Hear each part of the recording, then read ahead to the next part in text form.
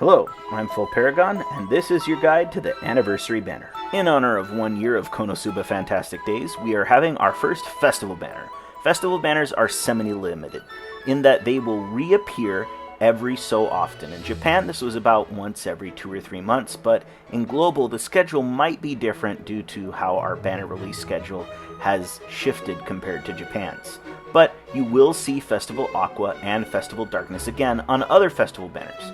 They won't be on Rate-Up, but you will have a small chance to get them. However, Idol Kazuma and Meggenamine are not festival units and will not rerun on other festival banners. They will probably reappear on special rerun banners or on character banners, but they won't reappear on the other festival banners. The welfare here is a light Leah. This banner also has 1.5 times rate for 4-star characters, so you have a 6% chance to get any 4-star character. However, festival units are rated up at 0.75%, and Kazuma and Meggenamine are rated up at 1%. So, in other words, you have a 3.5% chance to get one of the featured units, and then you have an additional 2.5% chance to get any 4-star unit. We'll start off with the idol characters, beginning with Baldzuma. He is the first character with a Tier 2 weakness debuff. What that means is, a character that applies a weakness debuff will cause the boss to take additional damage from attacks that they are already weak to. In Kazuma's case, he's a wind adventurer, so once he applies the weakness debuff to an earth enemy, his other wind attacks will deal increased damage to the boss. If a fire character attacks the boss with a fire attack, it won't deal increased damage. The same goes for normal type attacks, so obviously weakness works best with mages, or festival units, as festival units typically have typed basics even if they deal primarily physical damage. This is a more powerful debuff than a defense down, because weakness scales as a percent increase to damage instead of a static increase to damage. So instead of just dealing, say, an additional 250 damage because a defense down has been applied, characters that apply a weakness debuff will cause the boss to take more damage as if a percent-based attack buff were on the character. It's a little complicated, but what it boils down to is pretty much every team is going to want to run Kazuma because of how much damage that weakness debuff is. His other skill deals more damage when a debuff is applied, and since he applies the weakness debuff, and his snipe applies an agility down, he's usually going to have that going for him. Kazuma won't be a meta king for very long. Other characters and other elements will arrive, and of course, since their element matches and weakness works best when the character has an elemental advantage, those characters will end up being better off in their elements. But those characters will slowly trickle in over the course of months, and during that time, Kazuma's going to be everywhere, and he will be our very first meta king. Even after that, Kazuma is going to be absolutely top shelf in wind, because he's the wind character that applies a weakness debuff. This will last for a year or more, so get your Kazuma now. Next up is the Red Menace Meggenamine, who is just not as good as the other light Meggenamine from ReZero. She just doesn't have what made Meggenamine OP. She has double single target skills instead of double AoE skills, and her magic buff, while it is a tier 3 magic attack buff, is selfish instead of team-wide, and she has no other party buffs, especially not that ever-important agility buff. She's not the worst Meggenamine. There will be occasions where she's pretty good, but overall, she's just not going to see very much use, either in her home element or off element. And unfortunately, she's definitely the worst character on this banner. And now a true goddess appears. Godqua, and she's earned that title. Her basic attack is a heal, and it's also water typed, as most festival units have typed attacks.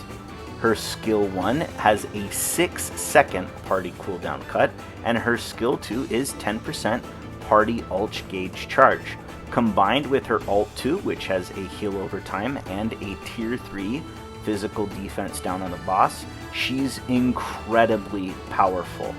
Godqua is able to not only keep your party healed, she charges ult gauge, she keeps your abilities off cooldown, and when paired with Erica, you're also going to be getting a tier 3 attack buff and a tier 2 agility buff for your party.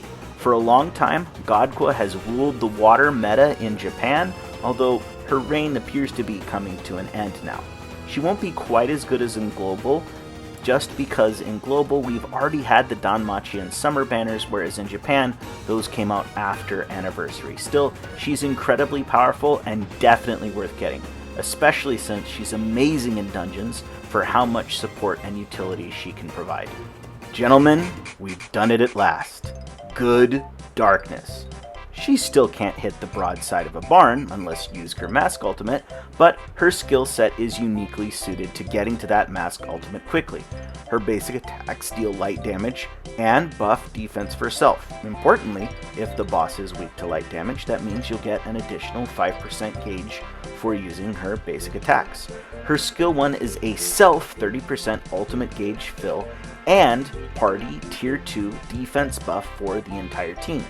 If you pair Darkness with Danmachi Aqua, between Aqua's 20% team gauge fill, Darkness's self 30% gauge fill, the 10% you get from using any ability, and then the gauge charge you get from clearing the first 2 waves, Darkness should be able to immediately use her Mask ult when you get to the boss, and at that point, she actually deals pretty substantial damage. Her skill 2 is a single target HP conditional, and it also provides a party tier 2 agility buff. Because of this fact, it's really important to be using Darkness with Danmachi Aqua most of the time.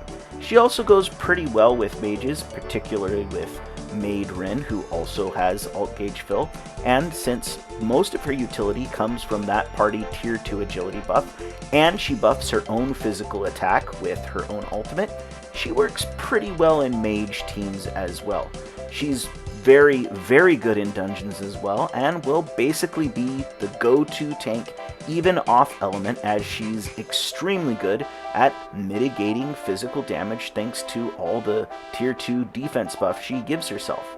In dungeons you might also use her damage cut ultimate, but that kind of will mitigate any ability she has to deal damage, as without the mask again, she has typical Darkness accuracy. But this is a pretty good Darkness, and she'll stay meta for a good long while at least, both for physical and mage teams.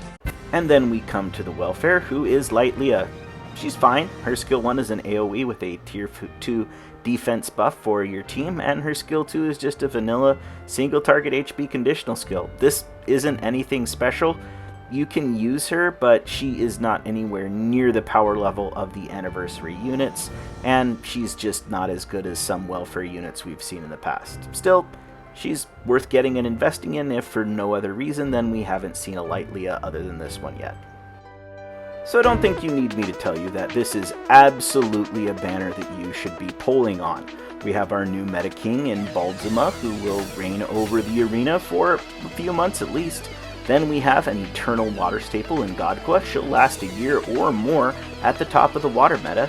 And then we have our new Wonder Tank and the new Light Meta Darling in Festival Darkness. And then there's the consolation prize of Meggenamine. Still, those 3 are definitely worth pulling for, especially since they're all limited. And even better, we have 150% rates, or 6% instead of our usual 4%. So you have better odds of picking up some other 4 stars that you've missed.